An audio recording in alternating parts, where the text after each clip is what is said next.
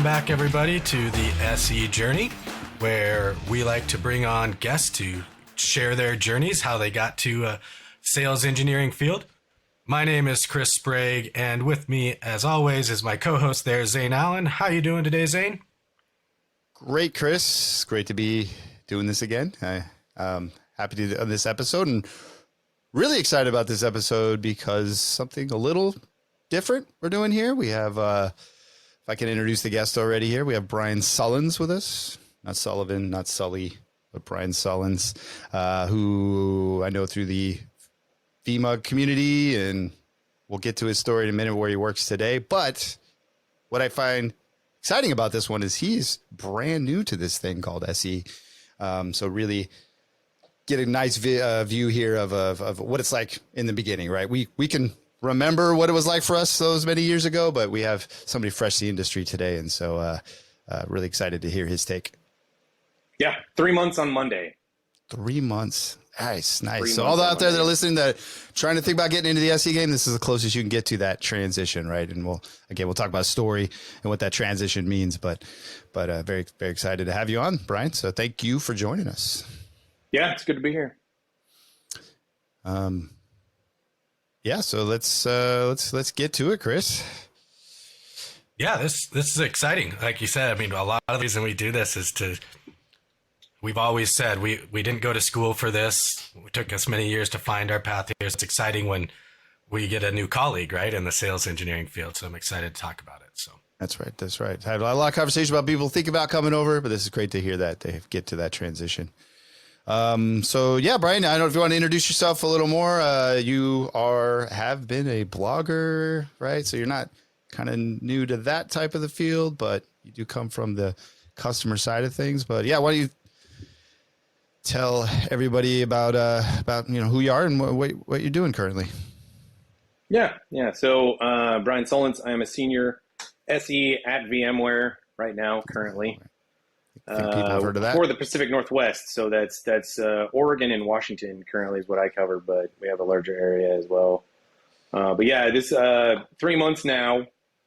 And before that, I was at a large retailer that is not Amazon. And I was responsible I'm going in reverse chronological order, apparently. And I was responsible for the VMware infrastructure there. I was responsible for the sort of DevOps, all the things, automate all the things, and Kubernetes. So I was responsible for those three big buzzwords there at that particular retailer. And then before that, I was at Dell.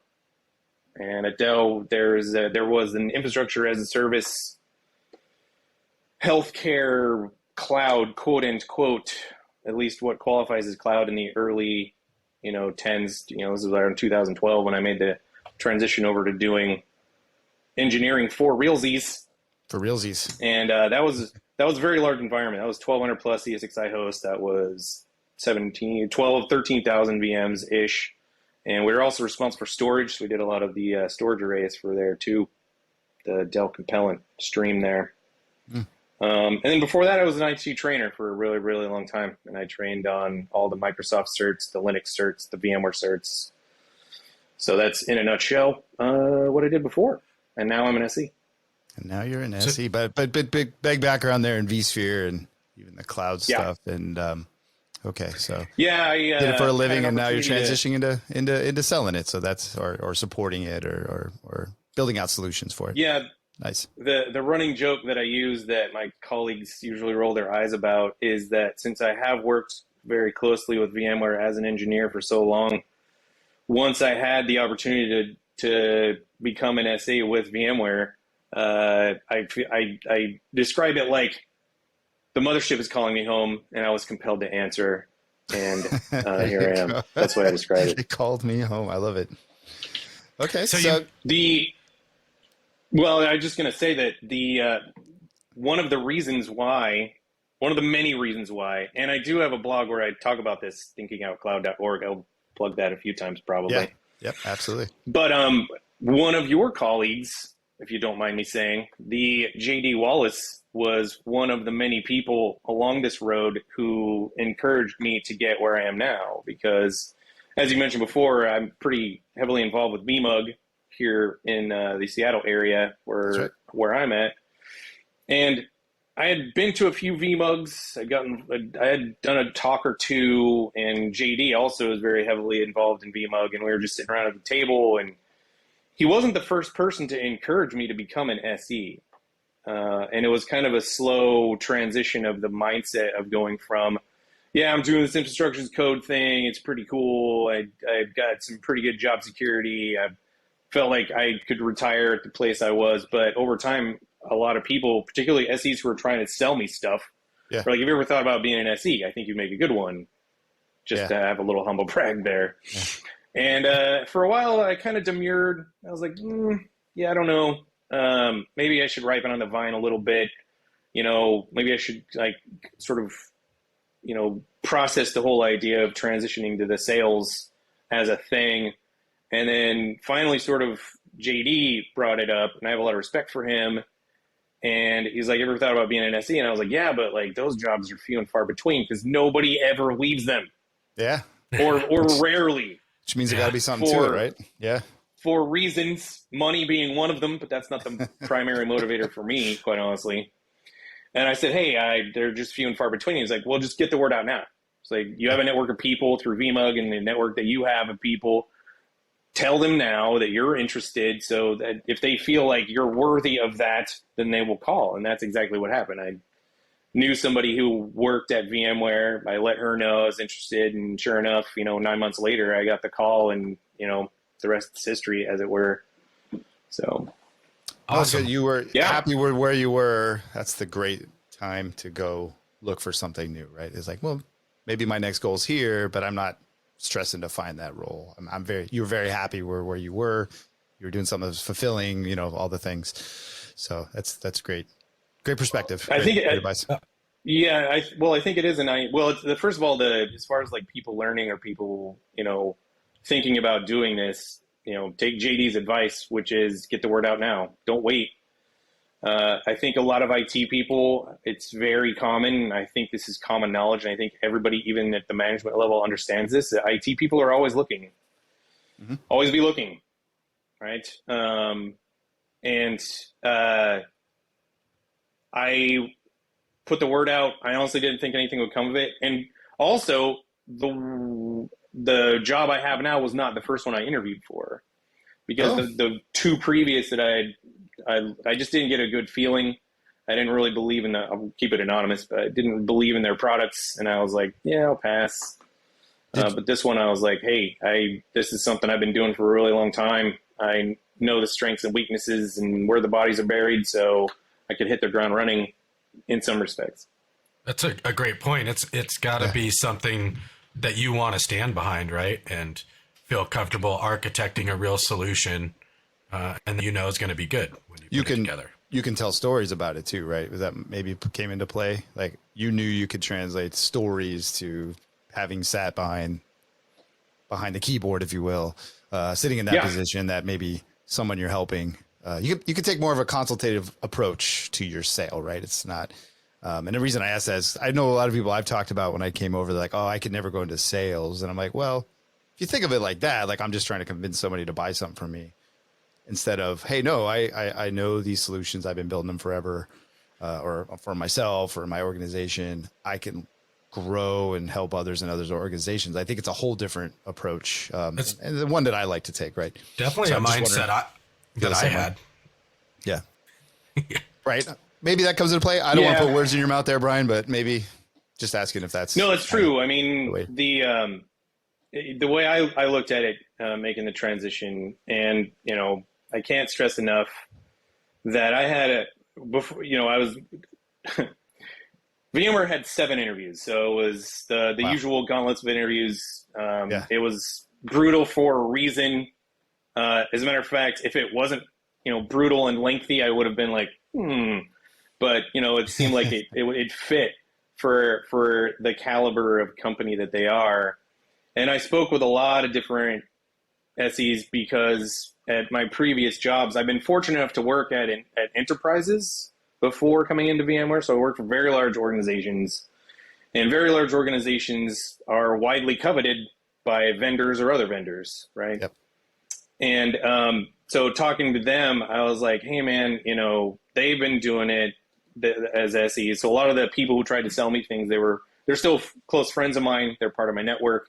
I called them for advice, which I might call you guys at 2:00 in the morning sometime, just as a jab. But reminder of our old IT days. There's the yeah, two. Yeah, there's just the 2 o'clock it'll phone keep call. things fun. Yeah, that's right. But I miss it. The way sure. the conversation, I'm a sounding board person, and a lot of times I need to say things out loud before it's sort of registered. And the thing that sort of made me realize that I've actually been doing this a lot longer than I thought is the fact that, particularly with the whole automation aspect, because if I've always tried to set myself apart from my peers, and the way I did that is through automation. Mm-hmm. And what happens with automation is you get a lot of pushback. You get a lot of people who are like, whoa, we never automated things in the past, and they're skeptical about it. So for at least 4 years previous, I had to make a case to sell the automation that I do. Yeah. So that whole idea of, okay, I'm selling something internally, the process, in my humble opinion, the only difference is that doing it professionally, you're going to see a tangible, if you're successful at it, you'll see the tangible, they sign on the dotted line and you get money for it for the company with which you work. Otherwise, it's like, I'm getting buy-in so I can do this thing that I've always wanted to do. Yeah. And it can be frustrating. Well, what you probably believe go ahead. is the right thing for the organization too, right? It's not just, 1,000%. You should be doing this, and here's all the benefits. Yeah, and it's kind of frustrating too because, sometimes the pushback's legitimate, or a lot of people have like really good questions, which I was fortunate enough to work with some really good people who were like, oh, you know what? That is something we should think about when we do this. I get it. But every once in a while, there'd be somebody who's like, why are we doing this? Because it's going to save the company $167,000 over the next year. Well, why is this a tough sell for you? I don't get it. Yeah, right. But, yeah. Because, early in IT, realize we're not inherently lazy, but we definitely want to not do repetitive tasks. Things that could be done by the system itself should be left to the system. But put the work up front, right, to build that automation so that you have and you can move on to other things, right? There's other things you can do to innovate. And Chris and I work for a company. That's kind of our take on everything. Like, why don't we eliminate all these tasks that you shouldn't be thinking about so you can go do whatever the business is? So we get that. I'm curious and I don't know if you had some, Chris, but those other companies, which you don't have to name, I get it.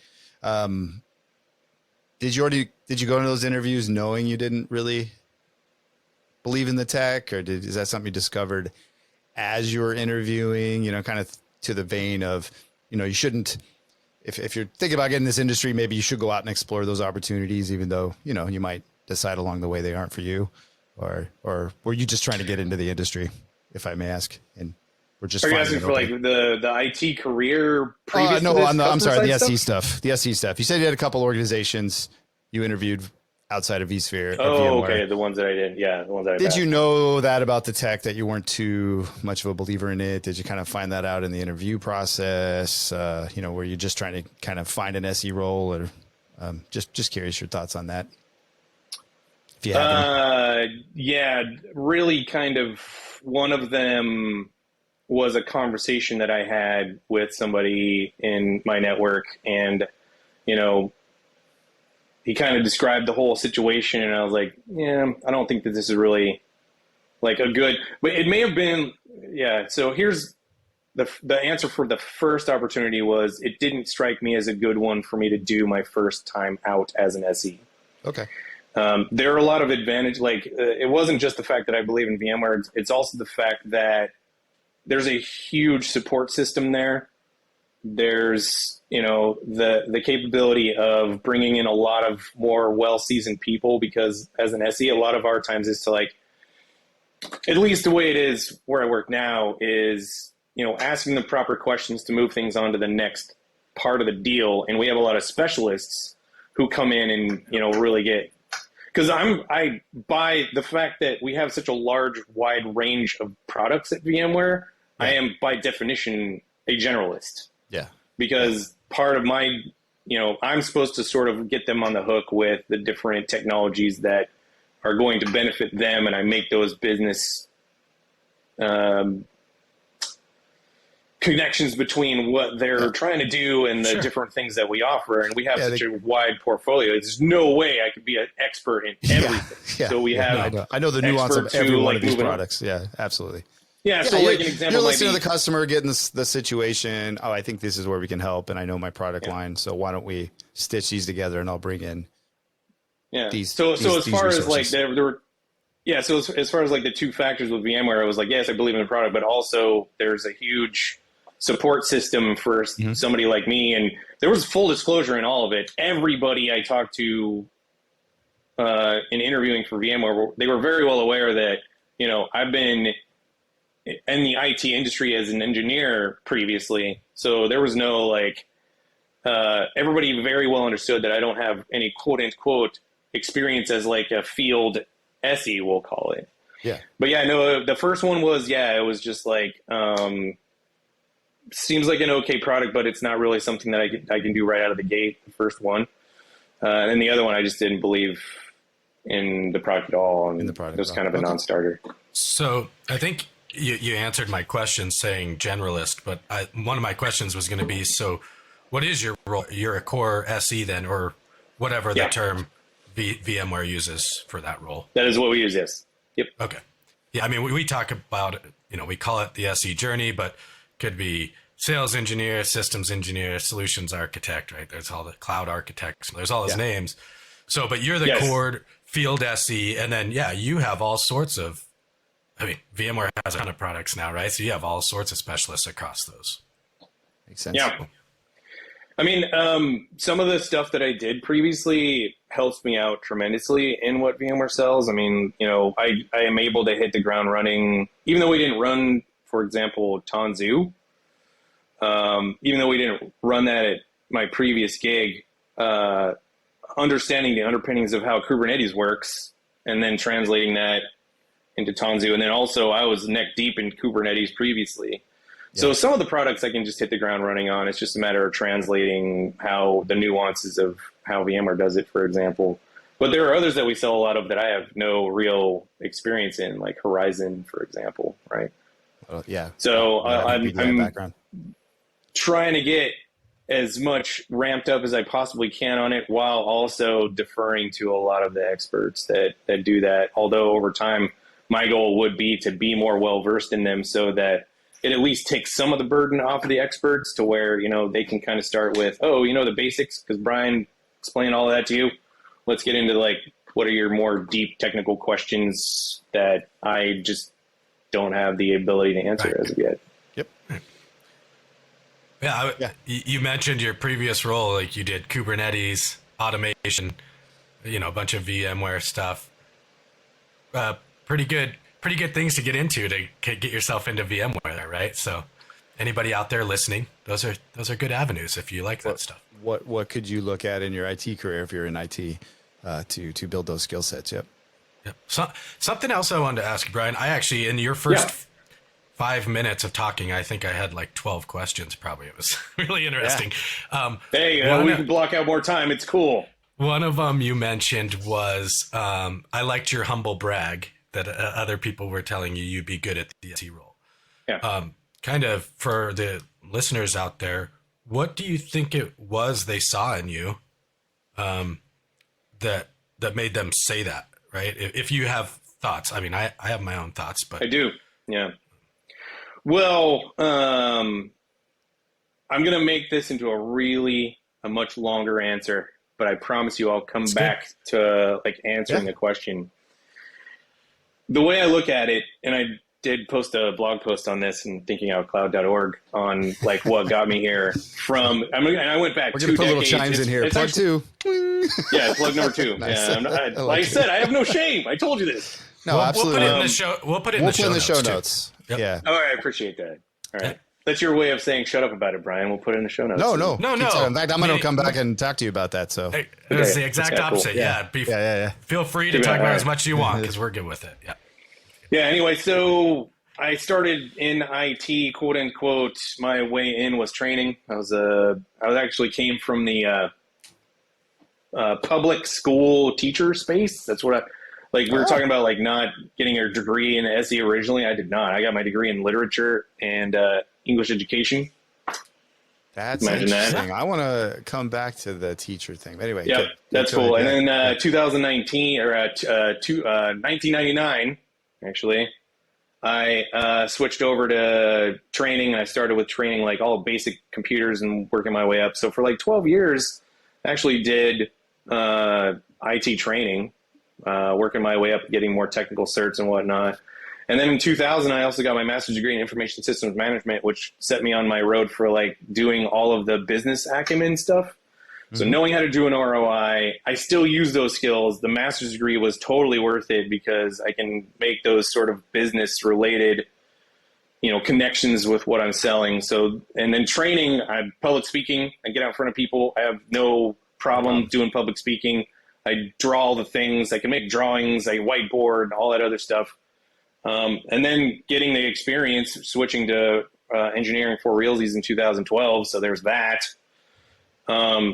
We talked about the selling things internally, and then really the last real step was I got involved with VMUG, and I guess we can sort of indirectly think of COVID as an additional thing that acted as the impetus for this, because I am not your stereotypical leave me alone and let me do my work IT person, not by any stretch of the imagination.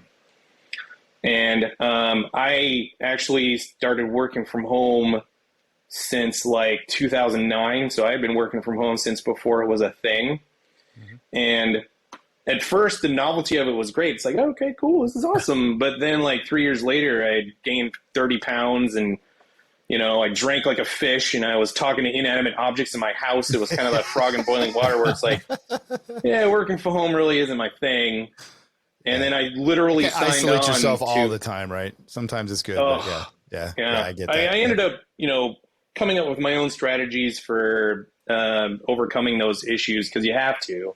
Yeah. And then I literally signed on to my last gig before this one, because they do have a 3 in, 2 day out policy. So you have 3 days in the HQ and then 2 days out. And then 6 months later, a year and a half later, COVID hits, and then I'm back working from home again. Oh. And Try is the last company. Try as they might, they tried to do a lot of like, okay, we're going to have these festivities. Well, everybody was still over the state of Washington, so spread out throughout even like the western part of Washington. So we had people down in like Tacoma, which is kind of a long drive and all of that. There's still no interactions. And on top of that, I guess you can look at it on LinkedIn, but the company I work for, the HQ, ended up getting sold off during the pandemic. So we had no HQ to speak of, quote unquote. So it was like nobody for a really long time. And so I just was even more isolated. And I just died every day inside, quite honestly, because I love talking to people. I love hearing about people's quirky like hobbies and shit. Like I have so many questions, Chris, about all the stuff that you got back there, like your Star Wars and your Zelda shirt and all it. Yeah, well, we're geeks. It's cool. Like, you get a chance to do that. That's right. Yeah. So, I mean, like, I love hearing about that kind of thing. So I just naturally over time, and I guess it's sort of a slow progression too. Just like, I just love talking to people. I know, to use the old cliche, I am a people person, and it showed at VMUG. And I guess really kind of what prompted this, and the people, to get back to your question of like, how did people see that in me? It was just the fact that I just like interact with people. I'm interested. I'm authentic. I'm like, tell me about this thing that you do. Like I ran into a guy who he makes his own tobacco pipes, and they're beautiful. Wow. And I'm like, a lot of people might be bored by that, but I'm like, show me everything. How do you do it? I have so many questions out. Do you own a lathe? How do you work those? Where do you get the wood from? Like all the kind of, like, I love that kind of stuff. And I think it showed. And I think that's what, like, where JD was like, dude, you should really do this. And I'm like, okay. So that was kind of the last step, really, is that whole idea of, I'm really sick and tired of sitting at my desk just doing all these things. I love coding, don't get me wrong, but without the additional Yeah. benefit of talking to people, just like, it was killing me. Yeah, I realized that's about myself a long time ago too. I can't just sit in front of the monitor for 9 hours and then be fine. Nope. You got to do the interaction or other things. Yeah. What's been great? Go ahead. I was gonna say, I think you already really kind of answered this, but I like the education piece. And this came up in another one, though. I don't know when Joe was on here. He had his family was educators, and I was wondering if there was a tie of why he wanted to be an SE. I myself was able to. I was an adjunct professor at in California, the university I attended. After I, graduated, got my master's, and was working in the industry. I loved it. Wasn't really a role. I didn't have a PhD or anything, and so the roles there were kind of, they were what they were. But I liked that when I tried to stitch to SE, I said, "Oh, it is the aspect of the IT piece I've done." And I agree with you. When I had my first interview, I said, "I sell every day. I know I haven't sold before, but I do." So that part, right? The solution selling, the going out and kind of stitching stuff together, say, "Hey, this is how we're going to solve this problem, I think, and this is what it's going to take," and then that teaching. The teaching piece and being able to kind of continue that education. Not to mention, I think teaching forces you, I should say, to have to understand something on such a pretty big level so that you can break it down. And I'm not going to say I think I strive every day to be successful at that. I'm not saying I'm always successful, but really, you understand something if you could break it down for somebody. So it sounds like you kind of answered the yes, that is all the factors that brought you to this, but just kind of wanted to double down on the education piece. Not saying people have 100%. To be an educator, but it was true for me. No, but I mean, I taught freshman and junior English at the public high school level for 2 years. I had no business doing it. I was still a kid myself. I was in my early 20s. Wow. I had no idea. I had no disciplinary capabilities whatsoever. You're dealing with adolescents. I prepared you for dealing with IT people, right? I'm just kidding. IT people. Yeah. I myself was one. I include myself in that. Yeah. Yeah. Okay. Yeah, so I guess the answer is yeah. Sorry to cut you off there, but I mean, as far as the whole idea of what are you doing as an SE, it isn't necessarily just about presentations. It's the whole whiteboarding. I feed off the whole idea of, hey, we need to do this thing, but I need to know, or the customer needs to do something. Okay, well, let's draw it out. What do things look like now? What's your, we have this thing, and maybe it's in your world of what you do as well, which is this whole idea of current state and future state. I'm assuming that's a relatively common conversation. We talk about that. Yeah. Yeah, absolutely. Yeah. Here's you guys tell me as the more seasoned SEs. Am I on the right track? I used to do it a lot. I mean, Chris and I have kind of left the direct SE role, but it still happens. But definitely that happens. Maybe some of that works before we get there. When I was an SE, absolutely. And I don't know if you're the same, and you can see me talk with my hands mostly on here. I'm a visual thinker, 1000%. And the whiteboard lets me do exactly that. Oh, tell me what your state looks like so I can see it. And let's bolt some stuff on here and talk about the solution we're going to do. I'm actually working this out of my head live with you, and we're doing this together. Or maybe I already did work it out and I'm putting it down, but and it has something, and it lets me do something with my hands. So I'm not just, building in imaginary boxes. The educational term for that type of thinking would be that you have abstract thinking skills. I think you could call me abstract. Sure.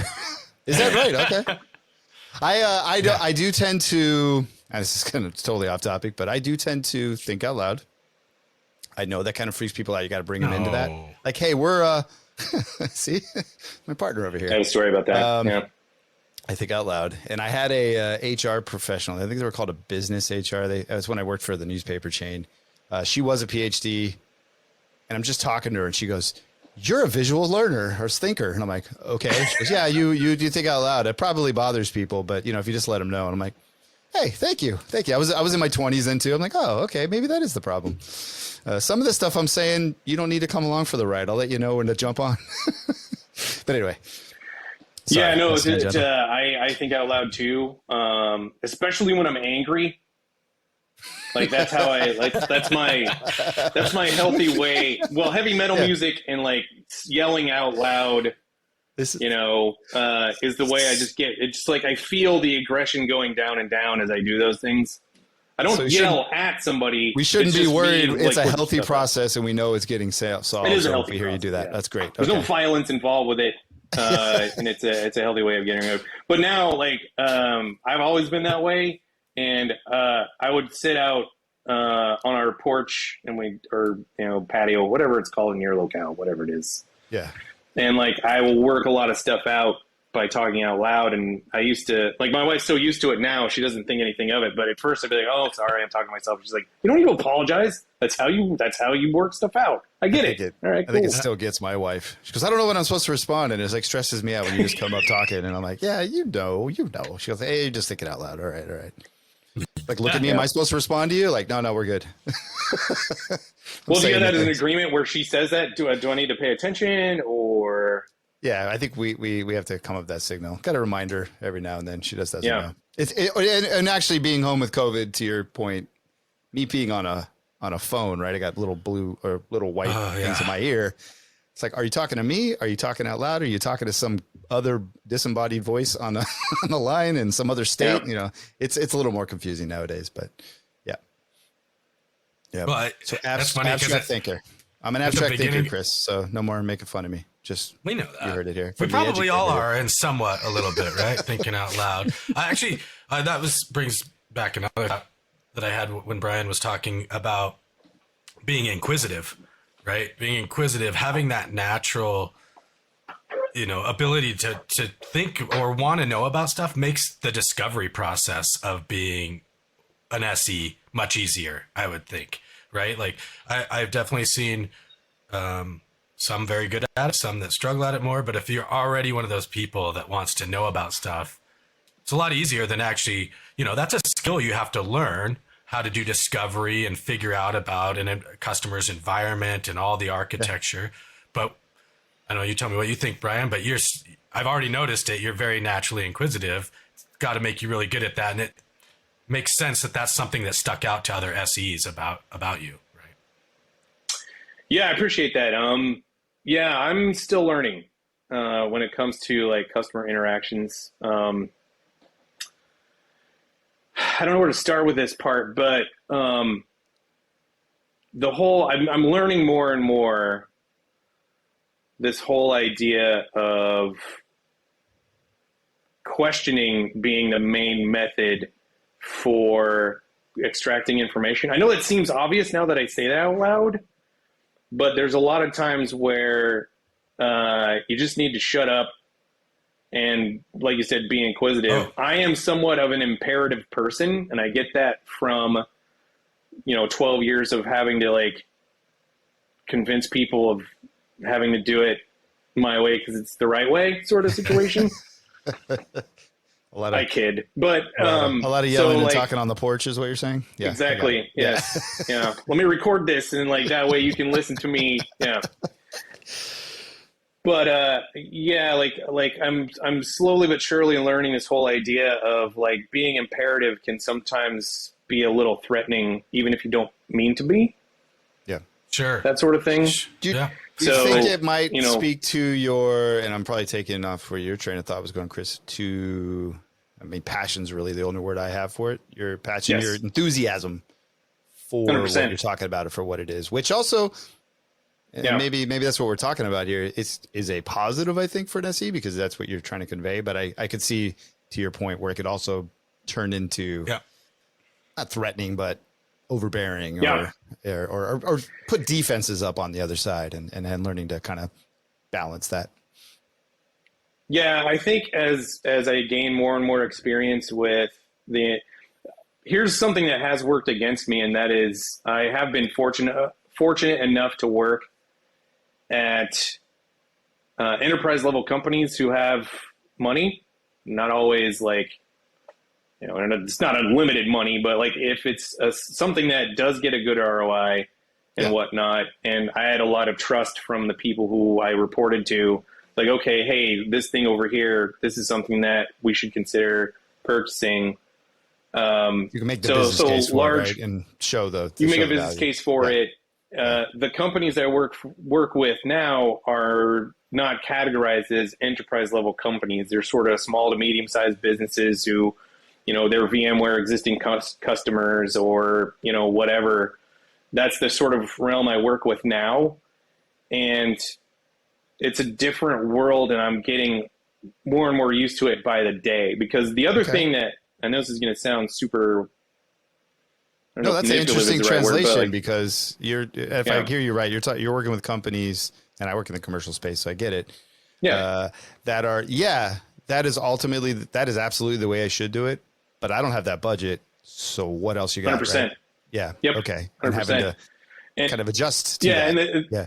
and the transition has been kind of like, a lot of the companies, it's a different world. I don't mean this in a detrimental way to a lot of these companies, but they're smaller companies who are short on staff, and they're working on kind of a shoestring budget, that sort of thing, and they'll describe this problem to me, and I'm like, well, that's I don't say this out loud, but Yeah. a lot of times they'll describe a problem to me that we used to solve while eating a sandwich over lunch at my old job. You know what I mean? It's like, Right. Hey, just buy this thing and put but it we in. had the means and the money Yeah. by which to do that. So Yeah. the challenge is I have to have this mind shift of, okay, well, we need to be resourceful here, because I'm always about, like, yes, being inquisitive, but also, like, it needs to be mutually beneficial. Like, Yep. I'm pretty sure this is also a thing, and I know this is going to sound cliche, and there are probably some skeptics on the listening to this who may not believe me when I say it. And I know you two are like this too, which is I'm going to make sure that what we're doing together, the consultative sales sort of thing, is something that's going to be beneficial for you, that you're on board with, that we've walked through everything, 100%. we've done all the things, we whiteboarded everything. I'm never going to, like, oh, I need to hit my quota, so I'm going to shove down their throat something that I know they don't really need, but I gotta meet a number. Like, so far with That's for the working where I am now, every person I work with has always been of that same mindset, where it's like, no, this is a consultative sale. We're going to be, we're all into, working with, and this is, I think I can say this, where we're an extension of their team. Yeah. Mm-hmm. The trusted advisor model, which is exactly what I signed on for. That I'm a long game person also, 100%. It's like, I know that me helping you right now, I've literally said this on calls where it's like, hey, what we're doing right here, we make $0 on what we're talking about right now. I want to help you solve the problem. Right. Those are good things to point down out. The road, it sounds salesy, but you're really trying to show them, like, no, I'm trying to do the right thing here. Like, you own this already, right? Or whatever. Let's just do it. Yeah, exactly. No, I always looked at it as, I believe in the customer life cycle, and maybe that's my MBA training, but sales are one thing, but I'm not selling. We want to keep a customer. We want to grow a customer. I like to build things. I like to see success at the end of that rainbow.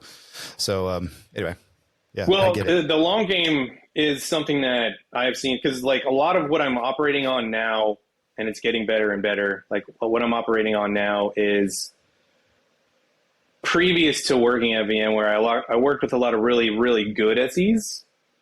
A lot of them, like I said, are still friends of mine now. And I've worked with a lot of bad ones. So I'm taking all the good experiences and I'm going by that. And being a long game person already, a lot of times there were SEs who weren't pushy, but they were into the relationship part. They would have, like, a monthly cadence where they would, like, hey, let's just talk. Maybe we're not going to talk about something we're going to sell you. Let's just, like, have, like, a half hour where we talk about what you're doing, blah, blah, blah. And a lot of times there's a possible, for lack of a better term, sale that could be made, we'll call it, that I'd be like, yeah, but we're just not, that's not a thing for us right now. But then 4 months later or 6 months later, since we already have the relationship, hey, tell me about this new thing. Here's a problem we're having, and we actually would like your help. So, like, 6 months later could turn into something. Yeah. So I'm glad, right? Going back to listening, right? Yeah. I was just going to say, I'm glad you brought that around to listening, because I think I mentioned inquisitive and maybe discovery and even questions.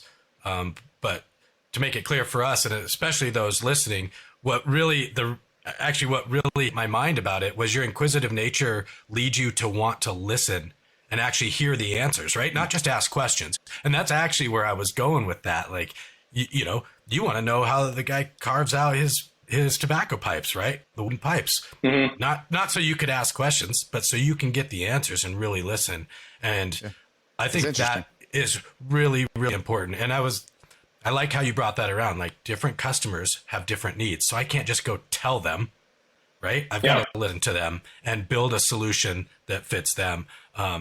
So I'm glad you did. I kind of missaid it maybe, but that's really what caught my mind was how much you're interested in hearing the answers. And I think, well, for me, I can't speak for everyone, but that's one of the things for me. As you see, I'm geeky. We get excited here. Sometimes we talk over each other, you know, and I noticed when I first started, people start talking. I get so excited about what they're saying. I'll jump in. Right. Yeah. And you got to go, okay, hold off. I love talking about that. Yeah. Slow your roll, Chris. Yeah. Let them finish. Let's hear their story. And then we go at it. Right. So it's hard to do. That's a skill too. Yeah. Or you've heard the thing before, so it was just easy to jump on it. You're like, yeah, but let's let them tell they have to be heard, right?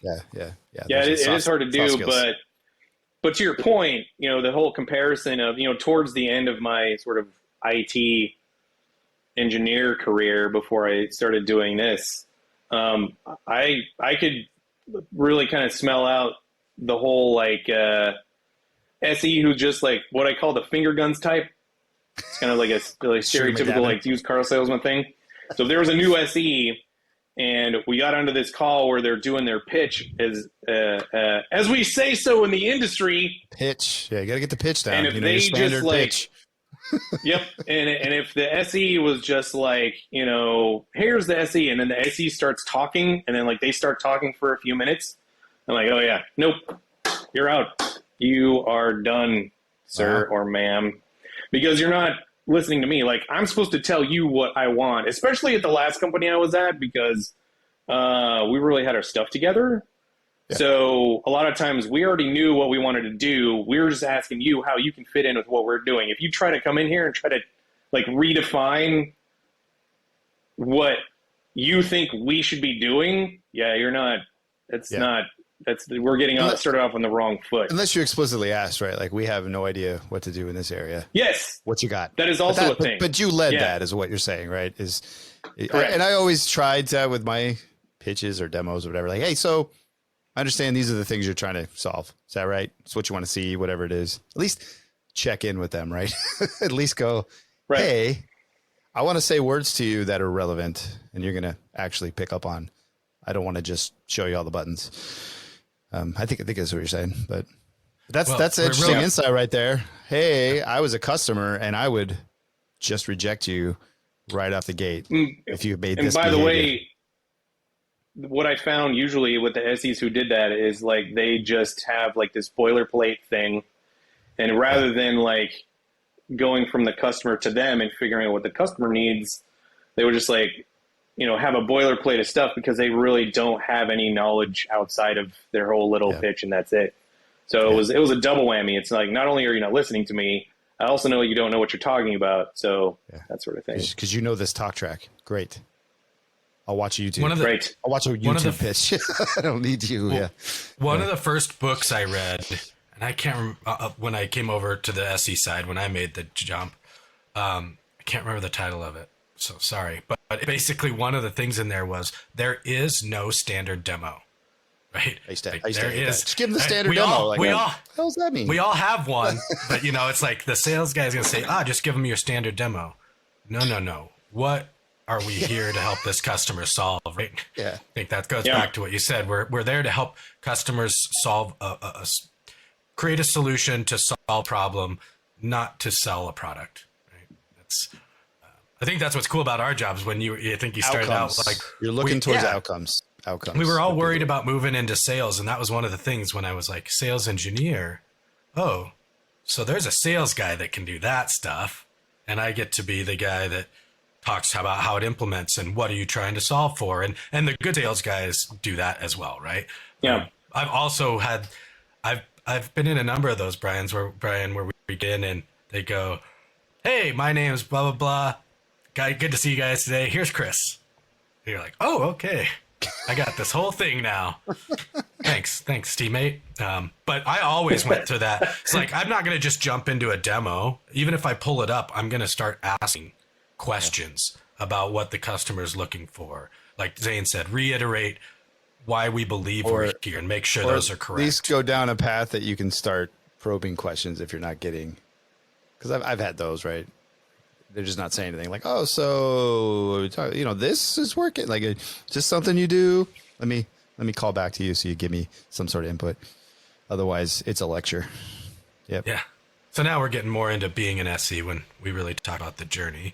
So one question, another question. Brand new SE here, right? And he's kind of. That's where I'm going. So that's the way. Okay, there you go. And you don't have to answer this question if you don't want, but being new, are you happy that you made the transition?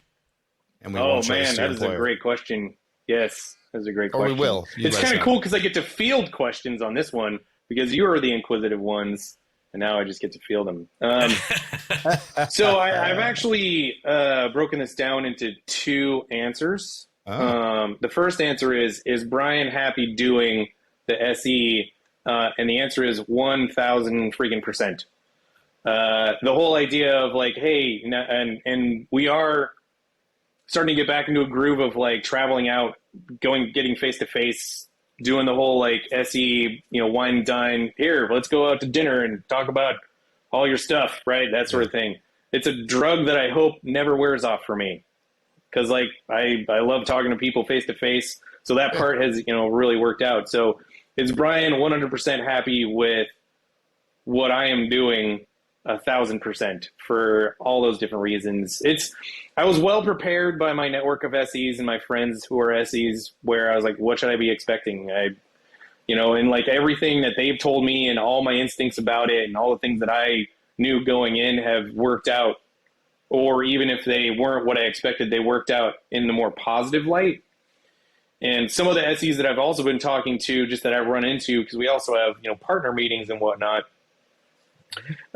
more than one have told me it's like the way you know you made the wrong move as being an SE is you have this sort of draw going back to doing what you did before. Like, I really want to go back and code in Python, or I really want to go back and do some YAML or whatever. Nope. One single inkling. Well, I haven't thought about it at all. Nice. Now, I'm only 3 months in. Don't get me wrong. It'll come up, but you're glad you have that skill set, but I get you. Correct.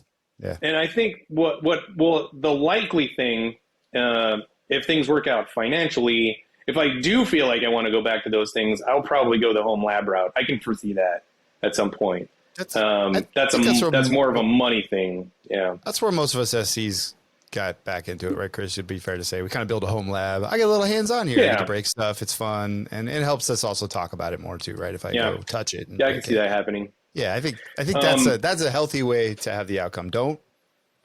Because you're no longer hands on the keyboard, and I know you haven't said that here, but as an SE, you're the advisor. They do the work, right? You're not a professional services person. You know, those groups exist. We are really here to guide them. Even customers that were like, "Hey, do you just want to take control?" I'm like, "How about I tell you how to do it and why I think you should do it, and let you make the choice on your own keyboard." And you really have to make that distinction. So, home lab is a good place to go. Break stuff. So, yep. I want to come back to the trusted advisor thing, if we can. Yeah. But the second part of my answer of like, is this thing I think is going to work? So the first answer is Bryan happy doing it? Yes. The second answer is, am I successful from external feedback? Like, do my peers, the people I work with, and the company I work for, are they happy with what I'm doing? It might be too early to tell. Yes, 100%. A lot of our success is based on, did you hit or exceed your sales number? I get it, right? Comes down to revenue, absolutely. But as a long game person, before we do like the end of the quarter stuff, the end of the month stuff, how do I know I'm doing well in the first place? Which is kind of hard to measure, because I think, you can correct me if I'm wrong, I'm picking up sort of like the SE job is what you make it. Mm-hmm. Like there was no real, like, I mean, there's formalized training, sure. Sure. that's good. I get where you're going. When you have a sales partner and you have a territory, you run it like your business. A good Yes. company lets you Could run it we- like it's your business, right? Almost say it's Well, but also, you starting to like- learn what your brand is in this space, maybe too. I Correct. can throw that out Yeah, there. it's Like, building your own brand, but do then I wanna also be? like Yeah, there's a lot of different ways you can do the SE job from what I've seen. From people I meet internally, like there are some SEs who do super awesome and they have almost zero technical knowledge, and good for them. I a lot of times I am able to fall back on my technical knowledge when all else fails to score some points with the customer, for example, as it were.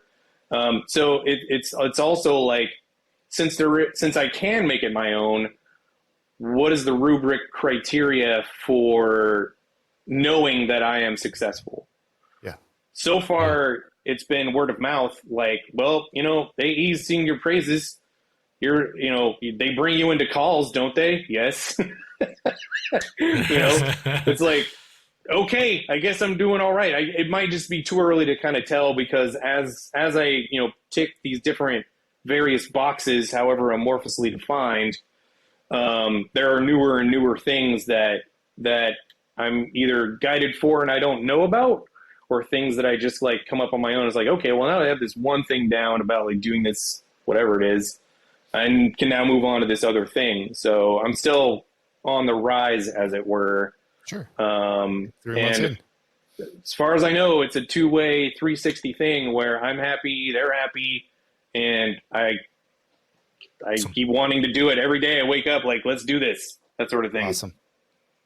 I think it can be a scary leap. And we didn't even ask you if it was well, it sounded like you were like, no. So I guess it was and then you were finally convinced, but I think a lot of us, that's what we do. Once we cross that border or cross that edge, whatever, step out off the ledge, if you will.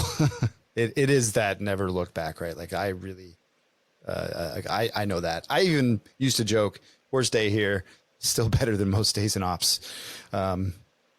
Sorry, that's just how my experience was, but it's a whole different game, right? I'm not up I think we just kidded about getting calls at 2 a.m. That doesn't happen anymore, right? So it's a different world, different pressures, and stresses, but we tend to love it. So maybe it's not for everybody. We haven't interviewed somebody yet. Maybe that's one to put for the show for the future. Somebody that was an SE and went back. That'd be an interesting perspective. But I tend to believe they don't have the feelings that you have, right? That's probably why.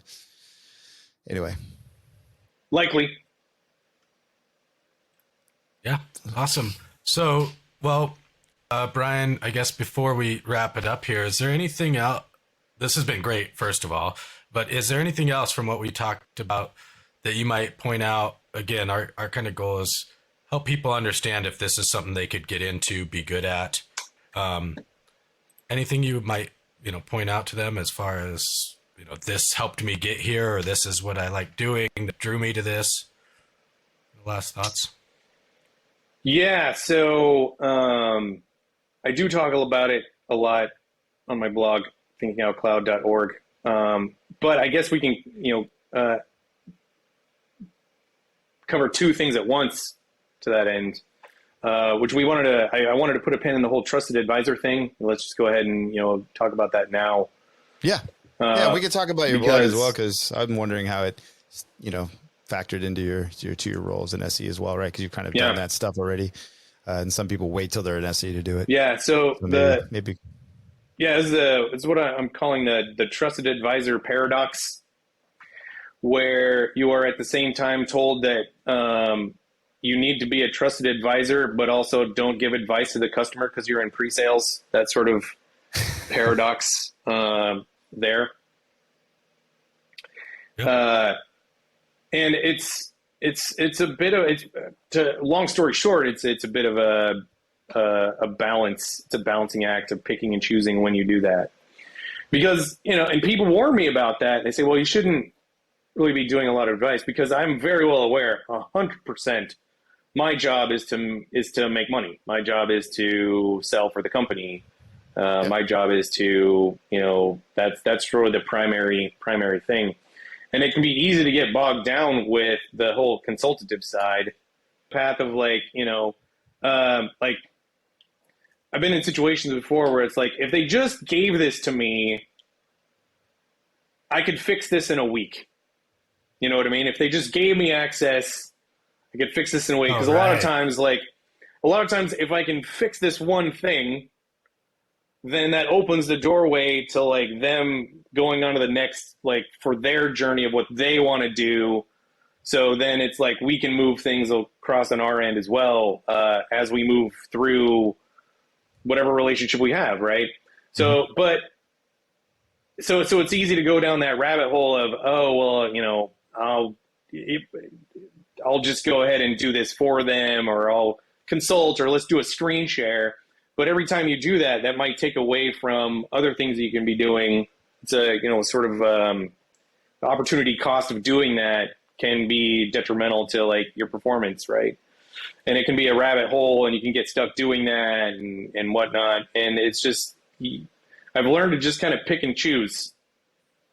I've done screen shares, but I've done it in justified reasons where it's like I have this sort of math in my head where it's like, is this something that I'm likely to be able to fix for them? And if it is, how long is it going to take? And if I can, you know, reasonably do this in half an hour, let's do a screen share. Let's go over it.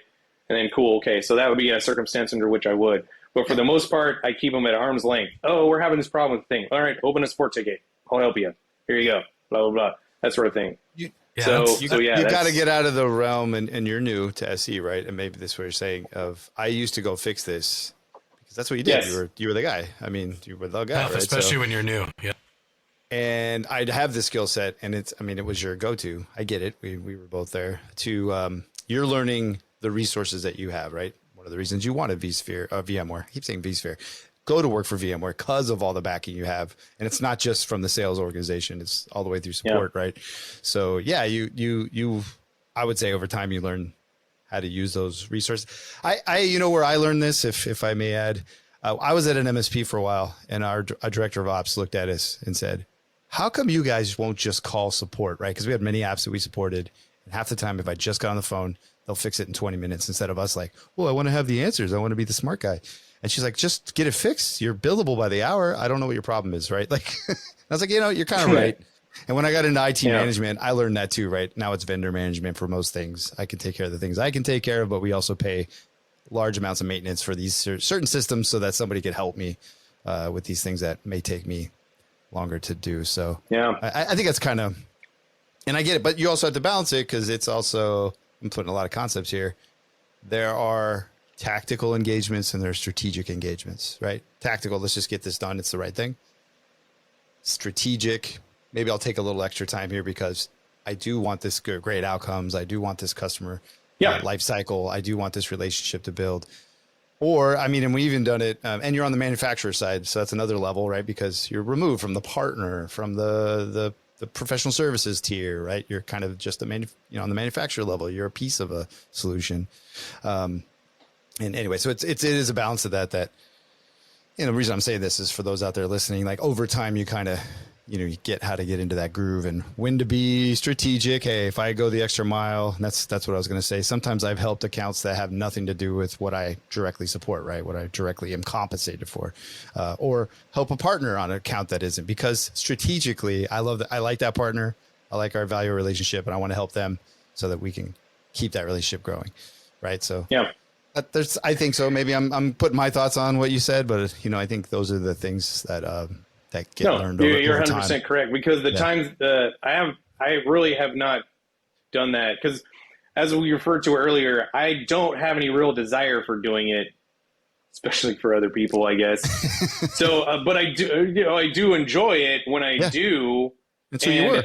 In the instances that I have done, it has scored a lot of points. Like I have a guy now who, like, now that I've opened that door, he is very much like, and this is a nice little word for people to know, what we call a champion for VMware in this case. Yeah. So he's singing our praises. He's trying to make all the buy-ins. He's more than willing to like help out. He's more than willing to like, hey, let's all have it. And it isn't just like hey, now we can talk to the C-level employees and, now we're talking. No, it's like, he's like, let's bring everybody into the conversation as a team and figure things out. So yeah, it does pay off if you do it right. You just have to pick the right time. And then you got to have that barrier, right? Like, hey, I can't just be your guy all the time. Some of the things you got to go to support for, but yeah, there are certain things I can help you with. Yeah, that is a interesting new one. These are the soft skills, right, that we learn. Hard skills are great. The soft skills you kind of learn as you get into this SE role. Yep. How to successfully manage it's fun, your day. though. While you also do work-life balance, it's right? fun, We don't though. even talk about that much, but yeah. Yeah. I have seen a lot of SEs. You might even know some of them that have moved on from a company. I would say they got out of the SE game, but because they maybe took that on a little too much in their role and they got burnt out too, right? Because you're trying to now be the IT support and the SE. Burnout factor is a thing. And so you gotta pay attention to that. Anyway, Absolutely. Sorry to add my 2 cents to your story, but I think that's kind of to add teeth. I think there's credibility in that. And that's an interesting take. Very early on in your SE career, you're going to do exactly that. You're going to get over that I should jump to SE. I think you're going to love it. You say, yep, I want to stay here. But then it's defining maybe who you are, right? What your brand is, how you want to be as an SE. Yeah. But also that line of how much I do, how much I advise on, and how much I put to the other resources that the company offers. Yeah. Maybe. The only other thing I will say, from a personal standpoint, and I don't know if this is something that other new SEs have experienced, but I'm going to categorize people I contact as acquaintances. So not friends of mine or close friends of mine, like work acquaintances where I wanted to get back in touch with them and all of that. I have a feeling they've ghosted me. Oh, so that's a thing. I don't know if that's true. Either there was a complete jerk from the first place and they never wanted to talk to me. But yeah, I think a lot of times, like, I'll contact them, to your point, is like, hey man, it's just usually like, let's go have a beer or whatever. Nothing. And I think it's because they think I'm trying to do a salesy thing, but these people aren't even part of my account. They're not even. Almost how you have to lead with that with all your conversations. You are not on my account list. I just want to hang out with you. Exactly. But I know you have some kind of angle. Yeah. Go ahead, Chris. Yeah. No, I was just gonna say I've had 1 or 2 of those. One sticks out very clearly that I helped a lot as a reseller. And as a reseller, you're a little more agnostic or a little more spread thin, however you want to put it. Whatever word you want to use. No, they're all different. But and someone I thought kind of was a friend, had a great relationship. I moved into the vendor space and it was the exact same thing. You want to go have a drink, and like my old, like it got sent to like my old rep, right? Instead of any answer to me, and I have never talked to those people again, like ever, like because I think they just had this hard, you're trying to hit me up, which wasn't my goal at all. So there's a little bit of that. So I guess this is advice for potential, for SEs that Fun fact, we're not always trying to sell you something. No. Sometimes we're lonely and just need a friend, just like you. And we're people too. And we got an expense account now, guys. Let's That's true. It's the best of both worlds. That's right. Just kidding. Corporations that hire us. Yeah. No. Yeah. And if we ever talk shop, it's usually because we're interested and want to help you solve something. Not sell you something. For me anyway, right? I mean, to each their own. Obviously, we're all different. But I think for the most part, most of the SEs we've had on here are really about finding that correct solution, right? So we can do it over a beer every once in a while. Yep. Yeah, it's a fun role. It's a different take on it, and it'd be interesting. I think as Chris and I hopefully continue to do this podcast, it'd be great to get your take a year in too, right? Or 2 years in, or at your promotion. I will also have a blog post 1 year later to promote at the time too. There you go. Nice. So think of your blog post. How does that play? I don't know if you want to talk about what it covers. Obviously, it wasn't SE related stuff up to now. But speaking of abstract thinking, it's thinking out loud. I know we've said it a few times, but I think there's no mistake as to why it's called that. So that was an interesting fact. Yeah. But has it helped already with the SE thing? You see it growing? Is it a good skill set for people to maybe start adopting now if they're thinking about getting into this? I think you're going to use it less. I mean, as far as like start doing a blog, you mean? And yeah. podcast stuff. I am 100% a fan of anybody starting a blog anywhere. I will support you for a bunch of different reasons. It started out as like, it's a journey blog, let's call it. Let's say that, right? Whatever that means, it probably means what you think it means, but it's a journey blog. I'm on this journey of like, okay, sometimes I'll have opinions, sometimes I'll have technical posts. But recently making the transition to SE, I went through this sort of existential, like, what is this going to be now? I am a full and open book. I'm completely transparent. I made posts on like, hey, everybody, I'm an SE now. What do you think? And like, for the same reasons that you get ghosted, there might be people like, well, this was a technical blog before, but now he's going to try to sell me something with all the posts that he does. So I kind of braced myself for the fact that I might lose an audience, but then also maybe gain a new one. So I kind of felt like it's like a shift, quite honestly, because I do something different now. I do something new. Those that want to come along with your journey will come along with you. Yeah. And that's kind of how I approach it now. Good point. So everybody can look for more postings out there, but they're going to come along on this journey with you. I like that. That is how I kind of struggle with that. And I don't have such a prolific blog as you do, but mine was really specifically like, hey, I did this thing. And it was a journey then. And hey, I did this thing in my lab. I built this. A lot of it was just notes for me to keep too, so I could reference it again. But as I come over here, like, hey, do I now give them my take on what it's like to be what I do now, and the new company I work for, that's a totally different space, and I tend to think it should go that way. And you've told me that's an okay move to make. So thank you, Bryan. Actually, you're doing the right thing, and this happened to me. When you literally use your own blog post to solve a problem that you forgot you wrote a blog post about, because I was having this issue with this. Was a power CLI command that I rarely use. And I was like, I don't remember how to use this. So I went I'd totally forgotten I'd made a post about this whole thing. Yeah. I went into Google and I typed it in. The second link down was my post, and I used that to like fix the option I was looking for. And I was like, okay, yeah. This is a great blog. Like, oh, I wrote this. Oh yeah, wait, this is me. Yeah. I was smart 2 years ago. Look at me. Yeah.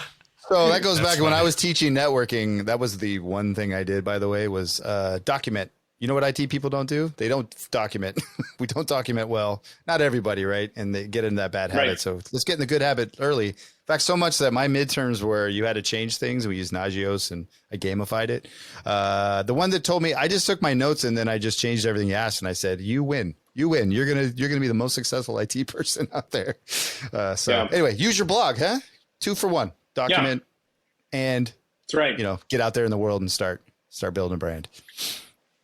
So yeah, I know we're going long. I don't know if there's anything else, but what we usually ask at the end, if there isn't anything else you want to wrap up with, Bryan, I mean, you have quite a lot of wisdom here, and I look forward to your year in, or, checking in with you as you go forward. But we do like to ask all the guests, or we do ask all the guests. I don't know if we like it.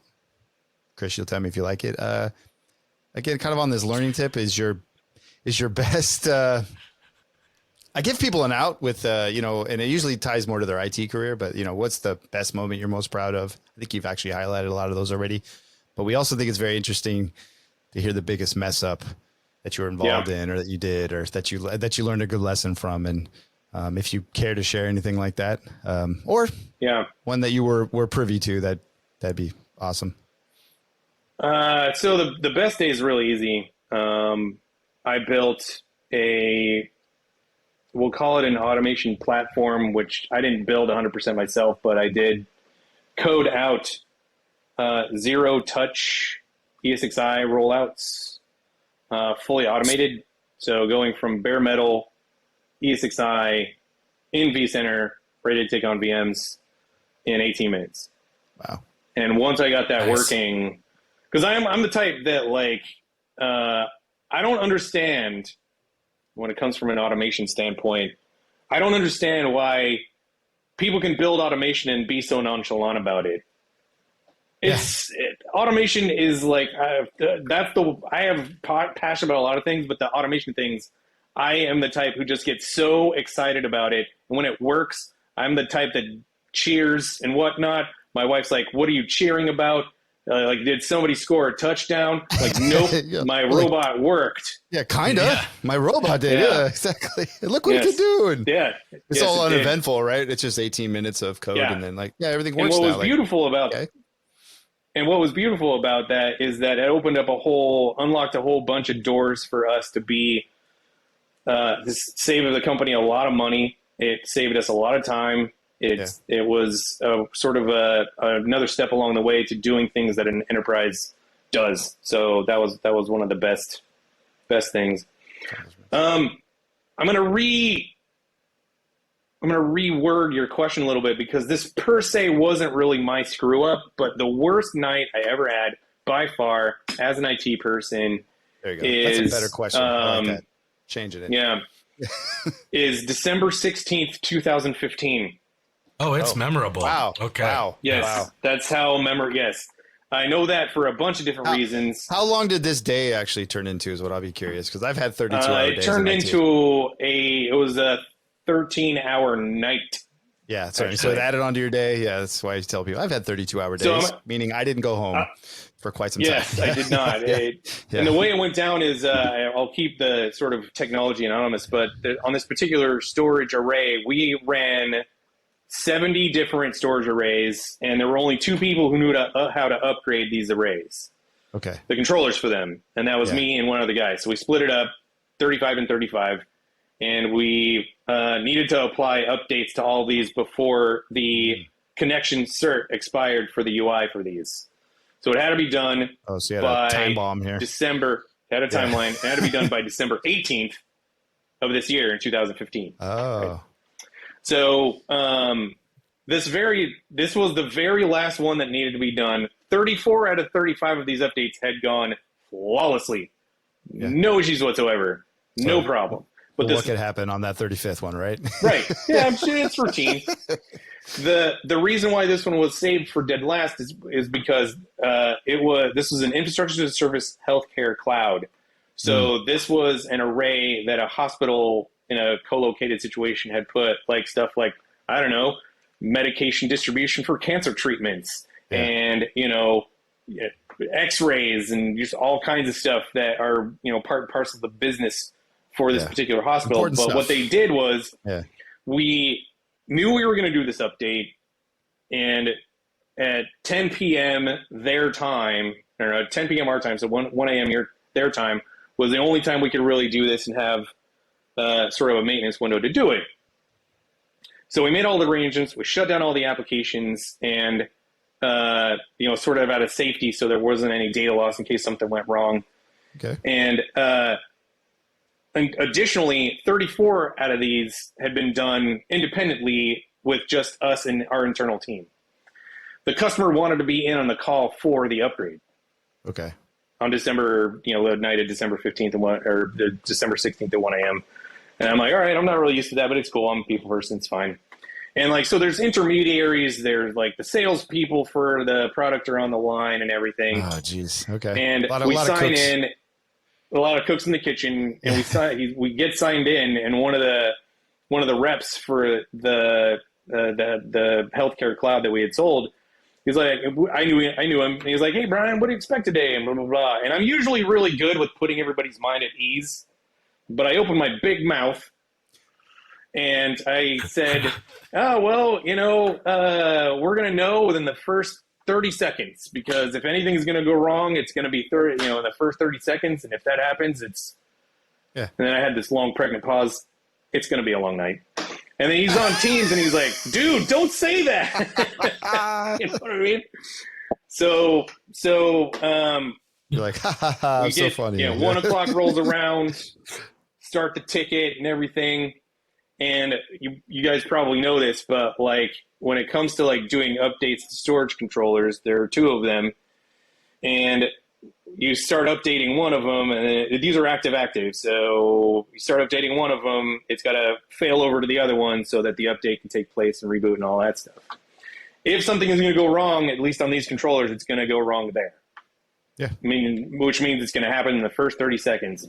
Yeah. And Murphy's Law decided to take over, and I launched the update, and it just like fails in the first 30 seconds. It doesn't fail over. The controller goes down, and you have 80 vSphere 1s, 80 vSphere data stores just all at once go offline. Oh. Not my fault, by the way, because the vendor had done all the like pre-checks and they gave the good, all the green light, thumbs up or what. So it wasn't really my fault per se. So it gets worse because then the controller did not come back online. Yeah. Because I'm thinking, once it comes back online, it'll get realigned and all of that, and then it didn't happen. So, did they order one off eBay like my old company did? The controllers? Yeah. Need a new controller. That is the thing. Yeah, to replace it. Yeah, we're not there yet. Sorry. Okay.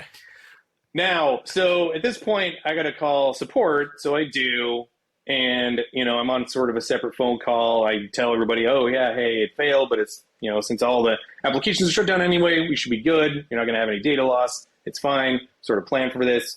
Felt okay about it. But it's December 16th. It is rounding the corner towards Christmas.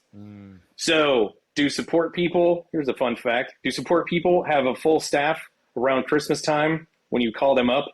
Especially since this was an expiring cert, which is a known issue that pretty much everybody waited to the last minute for. So not only were the support staff short-staffed, a bunch of people are all calling all at once. I'm like trying to yes. So I'm like, hey, here's the thing. I had a controller fail during an upgrade, so I need you to go into it because there's a way for them to go in and just re-register those on the other controller. They just have to do it manually now. Okay.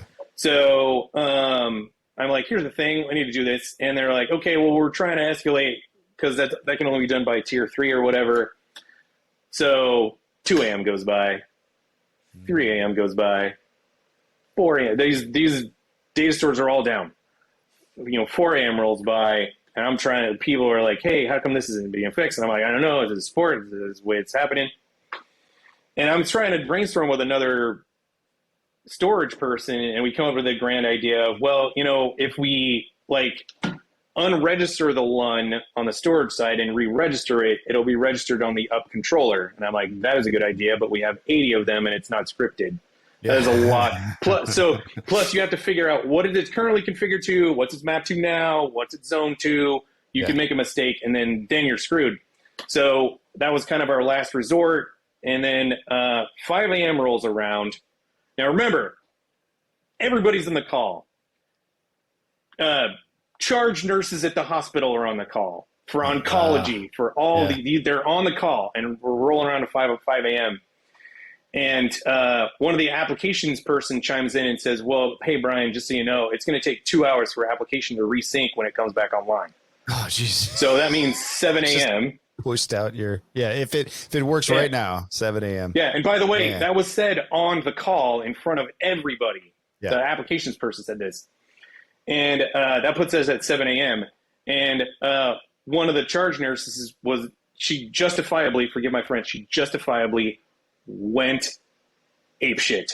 She's like, yeah, I have people coming in for cancer treatment starting at 7 a.m. and I'm not going to tell them. And because apparently when people get cancer treatment, a lot of times they'll bring their families with them. Yeah. It's like, I can't tell these kids that their mom and dad can't get the treatment. And she's just like, and you know what?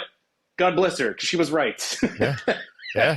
I would do the same thing. You're like, this dumb controller is going to cause this problem in the real world, right? Which could be life and death too, right? We always say, no one dies, but 100%. I don't know. At least the treatment doesn't happen. Yeah. So me and this other storage guy, finally, we just started, okay, last resort, we've got to go through. And we started getting stuff, he was able to prioritize which ones were aligned with the applications. So we started getting those back online one by one. Then finally support chimed in and they ran the script, brought it back on with the one single controller, and we got everything back up and running at 7:10 a.m. Oh, wow. Yes. The So it application was, too, or now you had to add the 2 hours, so it was like everything was ready to go at 7:10 right at a.m. 5. in the morning for them in their time zone. So they essentially didn't really sort of miss a beat, as it were, other than, sorry, your cancer treatment's going to be put off for 10 minutes, Yeah, which is, I except guess, is for fine. a lot of stress and nothing like a Oh, deadline. dude, it was, Nothing like a deadline. I was Yeah. exhausted at the end of that. I was just like, wow, it was, so that's my worst night, exhausting. December 16th. Half the people on there had to go get medical treatment because of the high blood pressure they have now. Yeah, all the Yeah, but it's all about me. It's my problem. I was exhausted, and that's what's important. Yeah, no, I'm just as I'm saying, but it caused repercussions. Wow, yeah, that's a nothing. Yeah, all right. So Was that the worst bad day you've had? Yeah, I mean, everybody's bad days. They're all something like that. Relative. They took down a large group of something generally, right? Yeah, Maybe like that's- erases configurations on a, I don't know, UCS network or something like that. Similar. Yeah. Sounds like they got back from it a little bit more. I think your stakes were a lot higher. Let's be honest. yours was like a bad situation that you almost had a victory at the end, right? Like you really, that was what's cool about kind of your story. You guys really turned around, made it happen. Like we said, for the customer. And I used to argue this all the time when I was in IT. I'm like, we're not just here to play with tech. We're here to support the business. Like that's what we do. Right. So that's a good one. Yeah, pretty bad. Oh, I could have gone. Oh, I have another one too, but it's too lengthy. I've already taken enough time. But I got a ransomware story. Maybe we'll talk about that next year. Yeah. Yeah. Or we can record it anytime. No, ransomware. I got some interesting ones of those as well. Those are fun. I remember calling everybody in a room to show them a denial of service attack once. I thought it was pretty exciting. It was isolated, but I'm like, look at it. That's what it looks like. That's a sin flood. And they're like, why are you so excited about it? I'm like, this is the coolest thing. I'm seeing it live. This guy thinks he's got us. I did Mac spoofing once as a demo. That was fun. Yeah. Remember that? Oh, this person's sending something over here, but we can see it, and we're not supposed to. Nice. Yeah, hacking is fun. I mean, that's fun in a educational sense, in a controlled demo. Ethical way. Yeah, that's right. Yeah. Well, all right. Well, this has been great. I think maybe we can end it there. But I appreciate you sharing all these stories. I think it's a great perspective. I mean, 3 months in, you've already kind of have some of this figured out. Sounds like you have a great network. That's what kind of helped you kind of get here. You've built on it and you're reflecting just right. So thanks for sharing. I enjoyed with our the audience. heck out of it. Yeah. Appreciate it. It's good to be here. Good. And thank you all if you stuck with us out there listening, and let us know if you are here still. Give us some feedback. Do you like these long chats? Are we kind of hitting on things you want to hear? And we always want to make this better and the most useful it can be. Right? So. Yeah. And thanks, get more guys. people to come hang out with us because we love having these discussions. So, thank you, Chris. Thank you, Brian. Thank Again, you. I guess that's a wrap for you. the SE journey. And we'll see you around in the network. What are you talking about? See you at the next VMUG event. All right. All right. Thanks, everyone. Thanks, everyone.